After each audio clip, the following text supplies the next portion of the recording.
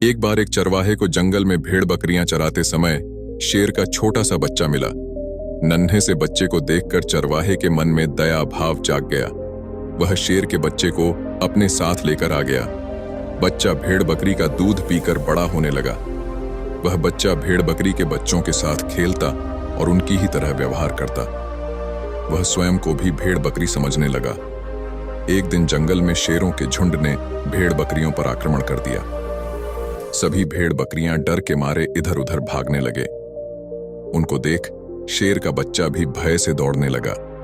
यह देखकर हमला करने वाली शेरों को बहुत हैरानी हुई। उन्होंने शेर को रोका और कहा, भेड़ बकरियां तो डर कर भाग रही हैं, वह तो समझ में आता है। तू क्यों डर रहा है?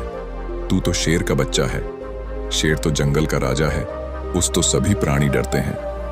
वह शेर का बच्चा विस्मित होकर कहने लगा कि मैं शेर कैसे हो सकता हूं? मैं तो इन भेड़ों के बीच में फैला बड़ा हूं। एक शेर उसे नदी के तट पर ले गया और कहने लगा कि देख अपना चेहरा, तेरा चेहरा हम जैसा है, तेरे पंजे हमारे जैसे हैं। तू भेड़ नहीं बल्कि जंगल का राजा शेर है। यह सुनते ही शेर का बच्चा बोला, यदि मैं आपके जैसा हूं तो मुझ में आप जैसी ताकत क्यों नहीं है? मेरी आवाज में वो गर्जना क्यों नहीं है?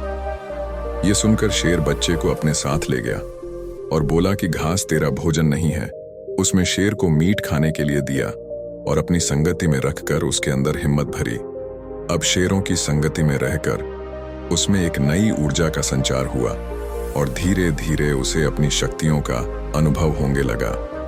शेरों की संगति में रहकर शेर के बच्चे ने गर्जना लगाई तो पूरा जंगल उसकी गर्जना से गूंज उठा। उसके मन के संशय दूर हो गए और उसका आत्मविश्वास जग उठा।